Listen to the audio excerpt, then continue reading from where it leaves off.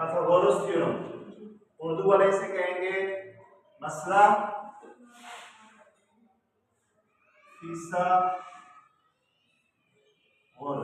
क्या कहेंगे? उर्दू वाले, इंग्लिश वाले कहेंगे पाइथागोरस थ्योरम। अच्छा, ये कब दरियाफ्त हुआ और क्यों हुआ?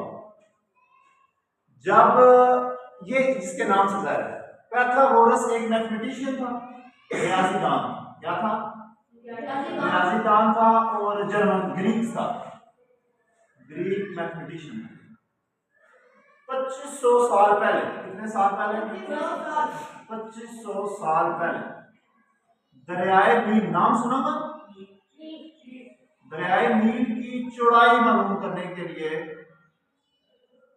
इसने ये थ्योरम पेश किया। दरियाए नील की क्या मालूम करने, कितना चौड़ा है दरियाए नील, उसको नापने के लिए ये थ्योरम अपनाया गया था, जिसको कहते हैं मसला फिसागोरस। ये बंदे का नाम था पाइथागोरस, उसी के नाम से इसको अटैच कर दिया गया फिसागोरस, और थ्योरम का मतलब मसला। अच्छा, मसला फिसागोरस में इन्होंने मुसल्लस बनाई थी, ट्रायंगल बनाई थी। क्या बनाई थी? ट्रायंगल। ये जरा बातें समझने वाली। ट्रायंगल, उर्दू में इसको कहते हैं मुसल्लस। क्या कहते हैं? मुसल्लस। एक मुसल्लस के कुल कितने अज्जा होते हैं? मेरे ख्याल में मैं आपको बता चुका हूं। क्या दूसरी क्लास के बताए? नहीं, 3 तो नहीं होते। अज्जा पूछ रहा हूं, अज्जा पार्ट्स कितने, एलिमेंट्स कितने? 6। कितने एलिमेंट्स होंगे इसके? 6 अज्जा होंगे एक मुसल्लस के अंदर। कितने? इसमें 3 एंगल होते हैं और 3 साइडें होती हैं। 3 एंगल एंड 3 साइड्स। 3 एंगल होंगे, 3 ही साइड होंगे। अच्छा, 3 एंगल का मतलब 3 जाविये, उर्दू वाले कहेंगे 3 जाविये, और 3 साइडों का मतलब 3 इजला, जिला की जमा से इजला। अच्छा, ये कैसे होंगे ये जरा मैं आपको बताता हूँ। जाविये के बारे में आपको थोड़ा सा बता, क्या होगा जब भी 2 non parallel lines, 2 non parallel rays, जब भी 2 शुआएं एक दूसरे को जिस नुक्ते पे मिलेंगी, जब भी 2 रेस एक दूसरे को जिस नुक्ते पे मिलेंगी, वहां पे एक एंगल बना करेगा। वहां पे क्या बना करेगा? ये इस नुक्ते पे मिल गया तो यहाँ पे कोई ना कोई एक जाविया बनेगा, उसको थीटा लफ्ज यूज करते हैं, इससे डिनोट किया जाता है। मुख्तलिफ है, बेशुमार नाम है, लेकिन यहाँ पे हम इसको क्या कहेंगे? थीटा। एक्स भी कह सकते हैं, ए भी कह सकते हैं, बी भी कह सकते हैं, जो मर्जी के। लेकिन आपने सिर्फ ये याद रखना है, जब भी 2 लाइंस या 2 रेज आपस में जिस नुक्ते पे मिलेगी, वहां पे एक एंगल लाजमी बनेगा। क्लियर? अब ये जो है ना, कितनी साइडें होंगी? 3। ये जरा चेक करते हैं कौन कौन सी 3 साइडें होंगी। फर्स्ट हमने एक रेज लिया, लाइन लिया, दूसरी लाइन यहां से शुरू हो रही है, क्या यहाँ पे एक एंगल बनेगा कि नहीं बनेगा? बनेगा ना, एक जाविया यहां पे बनेगा। ठीक बेटा? दूसरा, ये एक लाइन जो है, ये एक यहां से तो चली गई, यहां से एक तीसरी लाइन शुरू हो गया, तो यहां पे भी क्या बनेगा? एक जाविया बनेगा। फिर ये जो पहले वाली लाइन थी, इसने तीसरी लाइन को इस नुक्ते पे कटा कर दिया, तो यहाँ पे भी क्या बनेगा? एक। ये जो 3 एंगल लिखे हुए ना, 3 जाविये, वो मुसल्लस के अंदर है सारे। क्या है? ट्रायंगल के अंदर है, मुसल्लस के अंदर। ये जो ट्रायंगल है, इसकी शेप इस तरह की होती है। जब भी 3 क्या मिल जाए, लाइनें आपस में मिल जाएंगी, तो क्या बनेगी? एक मुसल्लस बनेगी। जैसे आपने अक्सर देखा होगा समोसा खाते हैं ना? हाँ जी, तो समोसा जो होगा वो इसी शक्ल का होता है, 3 साइडें उसकी होती हैं और 3 एंगल होते हैं। अब ये देखिए साइडें कौन कौन सी, अगर मैं इनको नाम दूं, पहली लाइन को ए यहां से शुरू हुई, यहां पे जाके खत्म होगी, तो इसका नाम हो गया ए बी। तो एक साइड बनी हमारे पास ए बी। कौन सी साइड बनी? A B. दूसरी साइड ये हमारे पास बी से शुरू हुई, सी पे आके खत्म होगी, दूसरी साइड हमारी कौन सी होगी?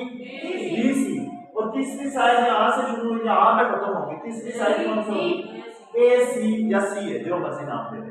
इनके पीछे छोटा सा एम लिखा होता है, अक्सर इनके साथ क्या लिखा होता है? एम। इस एम का मतलब होता है मेजरमेंट। क्या मतलब होता है? मेजरमेंट वाले उर्दू में कहेंगे पैमाइश। पैमाइश का मतलब जहां से आपने चलना शुरू किया, जहां पे आपने रुक गया फासले आपने फासला तय किया 4 सेंटीमीटर। इस स्मॉल एम का मतलब पता चल गया। ये लंबाई इस लाइन की कितनी है 4 सेंटीमीटर। इसकी मेजरमेंट इसकी पैमाइश कितनी है 4 सेंटीमीटर। इसकी करना 3 सेंटीमीटर और इसकी करना 5 सेंटीमीटर। ये वो वाली रेशो थी 3 4 5 जिससे दरियाए नील की चौड़ाई पैमाइश की गई थी। ये रेशो भी याद रखनी है। किस रेशो से कौन सी रेशो थी 3 4 5 ये वाली रेशो थी। इसकी मदद से दरियाए नील की चौड़ाई क्या की गई थी नापी गई थी यहाँ पैमाइश की गई। क्लियर है। अच्छा अब अगली बात सुनिए। ये हमने एक ट्रायंगल बना दी। ट्राई का मतलब 3 ट्राई का मतलब एंगल का मतलब जाविये 3 जाविये 1 2 3। अब हम इन जावियों के नाम देते हैं। ये जिस कोने पे जिस वर्टेक्स के ऊपर एंगल बनेगा उस वर्टेक्स का जो नाम होगा एंगल का नाम भी वही होगा। ये कौन से कोने पे बन रहा है ए तो इसको यूं लिखते हैं छोटा सा एल थोड़ा सा टेढ़ा। आपने लेस देन की अलामत पढ़ी है ना लेस देन ग्रेटर देन। ये लेस देन भी नहीं करना इसको एल भी नहीं करना बस थोड़ा सा इसको इन दोनों के दरमियान रखना है। क्या आप क्लियर है। तो ये निशानी किसकी होगी एंगल की जाविया की किसकी होगी जाविया। इस कोने पे बना है जैसे जाविया कौन सा हो गया ए ये कौन सा होगा जाविया बी ये कौन सा होगा जाविया सी। हमने कहा था कि मसलस के कुल 6 अज्जा होंगे 3 सिरे होंगे और 3 क्या होंगे जाविये होंगे। 3 सिरे होंगे और 3 जाविये होंगे। ये 6 चीजें पूरी होंगी। हर मसलस के अंदर ये 6 चीजें होती हैं। अब मसलस की कुछ इकसाम है। क्या है इकसाम काइंड्स है मसलस की। वो भी टोटल कितनी है 6 है। उनके बारे में थोड़ा सुनेंगे। काइंड्स ऑफ ट्रायंगल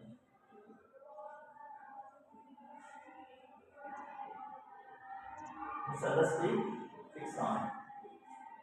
मैं सिर्फ अभी फिलहाल आपको नाम बताऊंगा। कुल कितनी है 6।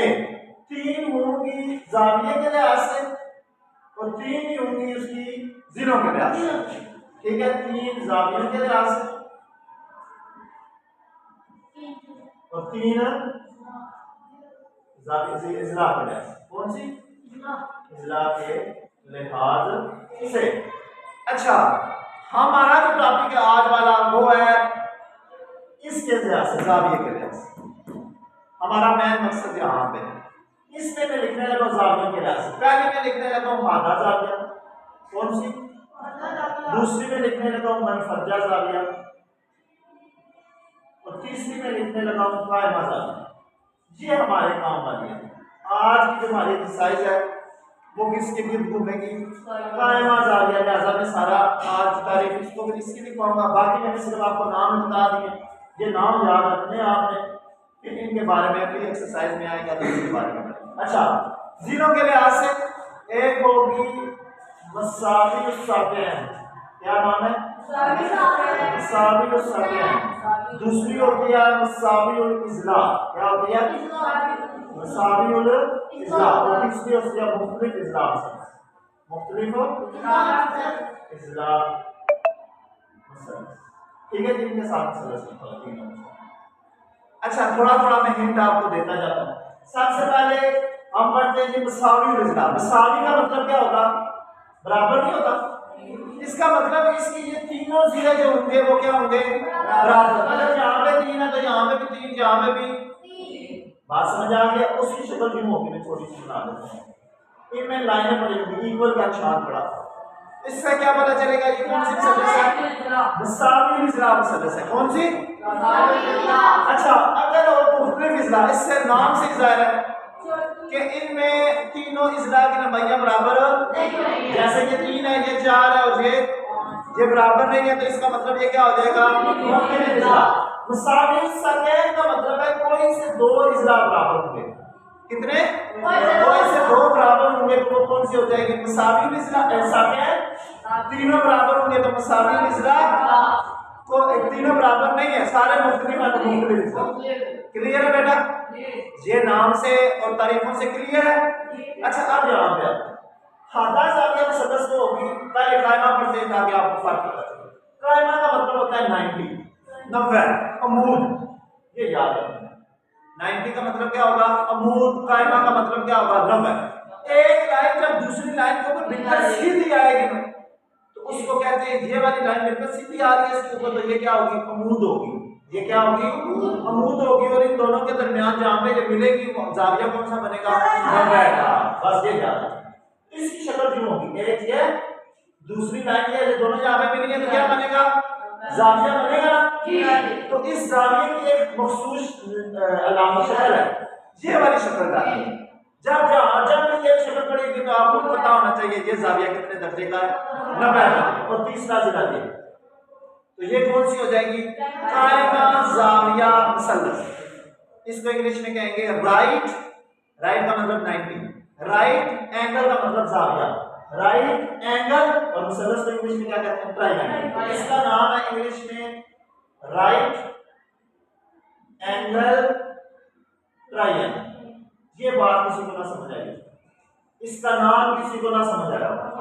राइट का मतलब होगा 90 या कायमा, ठीक है। एंगल का मतलब ये वाला जाविया, ट्रायंगल का मतलब ये पूरी शक्ल। राइट एंगल ट्रायंगल, ये चीज किसी को ना समझ आई हो, क्लियर है? क्योंकि ये समझ आएगी तो तब जाके अगली मशक हमसे होगी। अच्छा, अब यहाँ पे आए मनफरजा जाविया।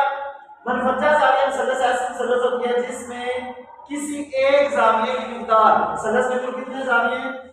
तीन में, तीनों में से किसी एक की मिकदार 90 से कम हो, यानी 90 से ज्यादा ना हो, सॉरी 90 से ज्यादा ना हो, 90 से ज्यादा हो किसी एक जाविये की मिकदार। मनफरजा की बात, किसी एक की मिकदार 90 से, तो फिर उसकी शक्ल क्यों होगी? ये एक ट्रायंगल है जहां पे फर्ज वाले 120 का जाविया बना है, बाकी दोनों जाविया जो है वो 90 से कम है, बाकी दोनों जाविया 90 से, एक जाविया 90 से ज्यादा हो जाएगा, 90 से ज्यादा हो जाएगा तो क्या हो जाएगी?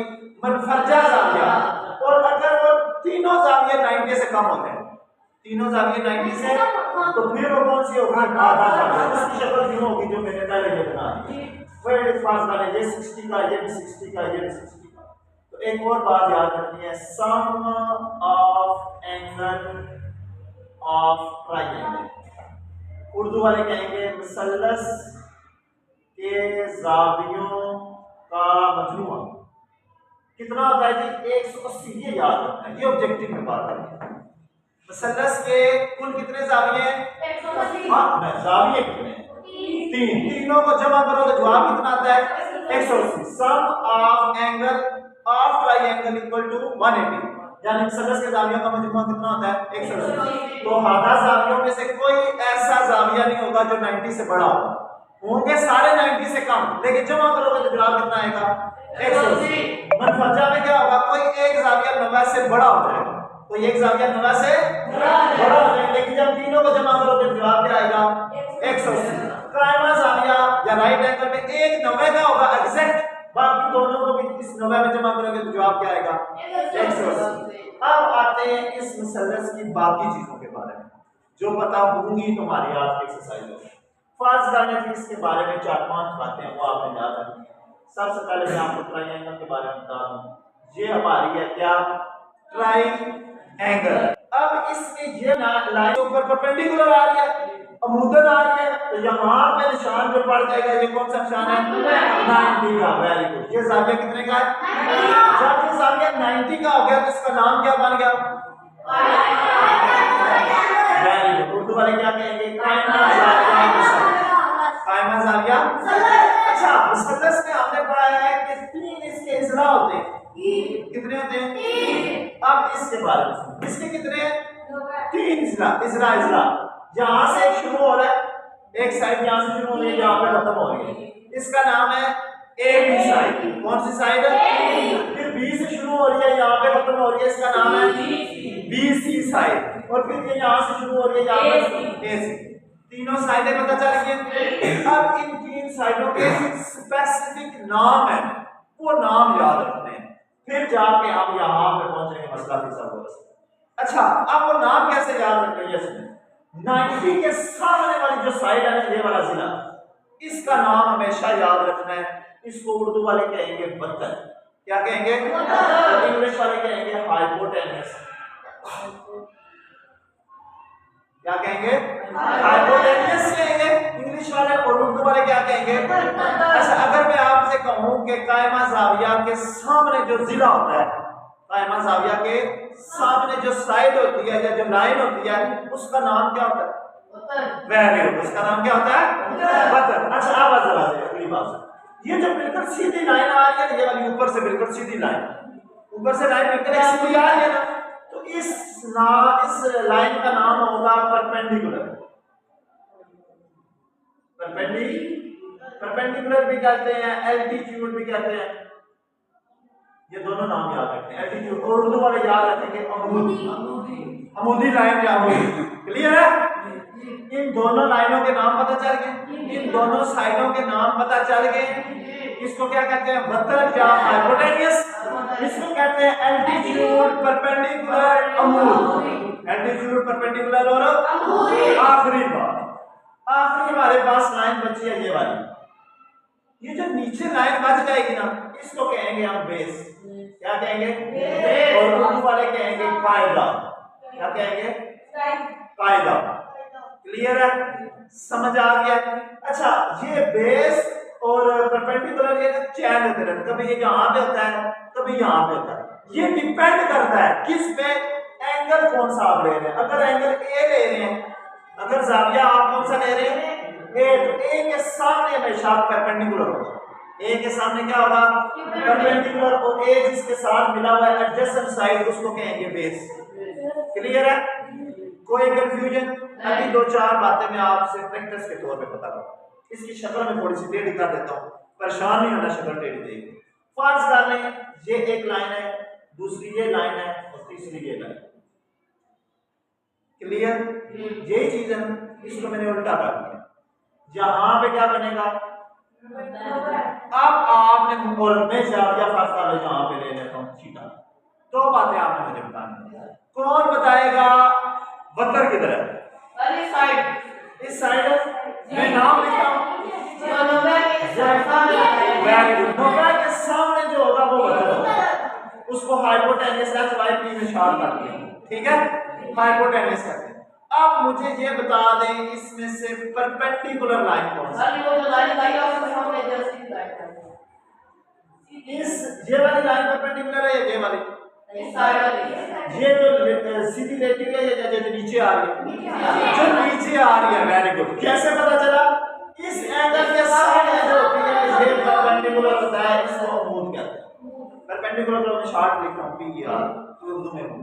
तीसरी फिर पांचवी वो क्या होगी? बेस। इसको क्या कहेंगे? कायदा। क्लियर? अगर अच्छा इसी को मैं यहां से खत्म करके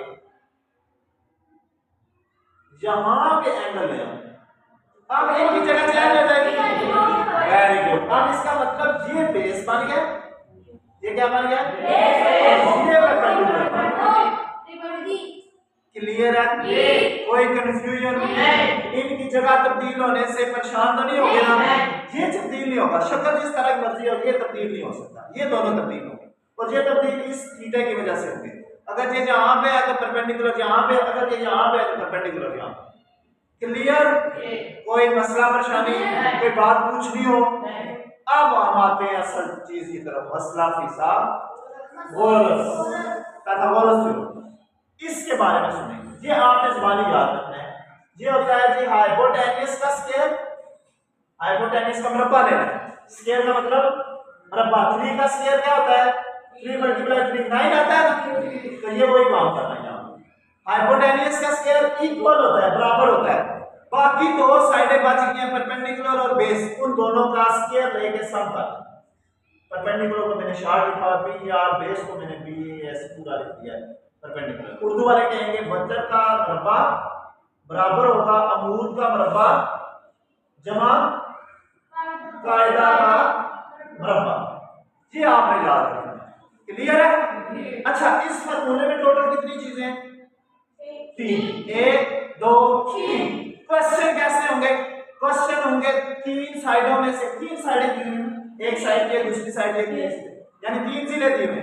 3 जिलों में से 2 आपको हर क्वेश्चन के अंदर पता होंगे, तीसरा वो आपको कहेगा मालूम करो। कोई मुश्किल काम नहीं है। जो दो पता होंगे उनके नीचे कीमत लगा देंगे, तीसरा जो नहीं पता होगा उसकी जगह x लिख के हमने वैल्यू निकाला। क्लियर है? क्वेश्चन शुरू करें। अच्छा एक क्वेश्चन करें, कुछ चीजें यहां से मैं साफ भी करता हूं। फर्स्ट करते हैं जी हम यहां पे आते हैं।